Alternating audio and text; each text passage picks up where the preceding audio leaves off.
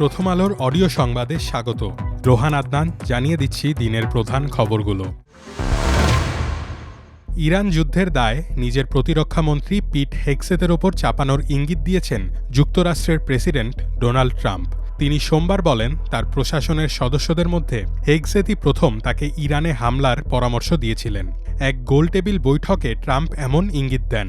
Tennessee অঙ্গরাজ্যে ওই গোলটেবিল বৈঠকে Pentagon প্রধান হেগসেতের পাশেই বসা ছিলেন ট্রাম্প। হেগসেতের দিকে তাকিয়ে ট্রাম্প বলেন, পিট, আমার মনে হয় আপনিই প্রথম মুখ খুলেছিলেন। আপনিই বলেছিলেন চলুন শুরু করি, কারণ তাদের হাতে কিছুতেই পারমাণবিক অস্ত্র আসতে দেওয়া যাবে না। বৈঠকে দায় চাপানোর পাশাপাশি হেগসেতের প্রশংসাও করেন ট্রাম্প। ইরানের বিরুদ্ধে মার্কিন সামরিক অভিযান কবে শেষ হতে পারে সে বিষয়ে কোনো সুনির্দিষ্ট সময় জানাতে অস্বীকৃতি জানান হেগসেত। এর আগে গত বৃহস্পতিবার সাংবাদিকদের তিনি বলেন, আমরা কোনো নির্দিষ্ট সময়সীমা নির্ধারণ করতে চাই না। ১/১১ সময় আলোচিত সাবেক সেনা কর্মকর্তা ও ফেনী ৩ আসনের সাবেক সংসদ সদস্য লেফটেন্যান্ট জেনারেল অবসরপ্রাপ্ত মাসুদ উদ্দিন চৌধুরীকে মানব পাচার আইনের এক মামলায় জিজ্ঞাসাবাদের জন্য ৫ দিনের রিমান্ড মঞ্জুর করেছেন আদালত। মঙ্গলবার বিকেলে শুনানি শেষে ঢাকার মেট্রোপলিটন ম্যাজিস্ট্রেট আমিনুল ইসলাম জুনাইদের আদালত এ আদেশ দেন। সোমবার রাতে রাজধানীর বারিধারা থেকে মাসুদ উদ্দিন চৌধুরীকে গ্রেপ্তার করে ঢাকা মহানগর গোয়েন্দা পুলিশ ডিবি। পুলিশের ভাষ্যমতে তার বিরুদ্ধে ফেনী ও ঢাকায় মোট ১১টি মামলা রয়েছে। এর মধ্যে রাজধানীর পল্টন থানায় এক ব্যবসায়ীর দায়ের করা মানব পাচারের মামলায় মাসুদ উদ্দিন চৌধুরীকে গ্রেপ্তার দেখিয়ে আদালতে তোলা হয়। উভয় পক্ষের শুনানি শেষে বিচারক মাসুদ উদ্দিন চৌধুরীর ৫ দিনের রিমান্ড মঞ্জুর করেন। শহীদ শরীফ ওসমান হাদি হত্যাকাণ্ডের প্রধান আসামি ফয়সাল করিম মাসুদ এবং তার সহযোগী আলমগীর হোসেনকে ভারতের জাতীয় গোয়েন্দা সংস্থা এনআইএর হাতে তুলে দিয়েছে পশ্চিমবঙ্গের বিধাননগরের আদালত। সেখানে এনআইএর বিশেষ আদালতে তোলা হবে এদের।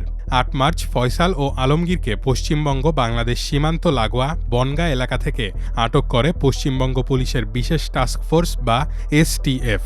অনুপ্রবেশের অভিযোগে গ্রেপ্তারের পর পুলিশ দুজনকে জিজ্ঞাসাবাদের জন্য ১৪ দিনের রিমান্ডে নিয়েছিল। রিমান্ড শেষে তাদের আদালতে আনা হলে ২২ মার্চ আদালত দুজনকে ১২ দিনের জন্য কারা হেফাজতে রাখার নির্দেশ দেন। ব্রাহ্মণবাড়িয়ার নাসিরনগর উপজেলায় নির্বাচনী বিরোধের জেরে বিএনপির দুই পক্ষের সংঘর্ষে ২ জন নিহত হয়েছেন। মঙ্গলবার সকাল ৯টা থেকে বেলা ২টা পর্যন্ত উপজেলার গোয়ালনগর ইউনিয়নে এ ঘটনা ঘটে।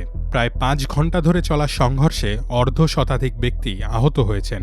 নিহত ২ জন হলেন গোয়ালনগর ইউনিয়নের হাবিবুর রহমান ওরফে হাবিবুল্লাহ ও আক্তার মিয়া। স্থানীয় সূত্রে জানা গেছে, ত্রয়োদশ জাতীয় সংসদ নির্বাচনে ব্রাহ্মণবাড়িয়া ১ আসনের বিএনপির প্রার্থী ও উপজেলা বিএনপির সভাপতি এম এ হান্নানের পক্ষে গোয়ালনগর ইউনিয়নে কাজ করেন বিএনপির সমর্থক রহিম তালুকদারের লোকজন। অন্যদিকে একই ইউনিয়নে বিএনপির বিদ্রোহী প্রার্থী ও উপজেলা বিএনপির বহিষ্কৃত সহসভাপতি কে এম কামরুজ্জামানের পক্ষে কাজ করেন স্থানীয় কাশেম মিয়ার লোকজন।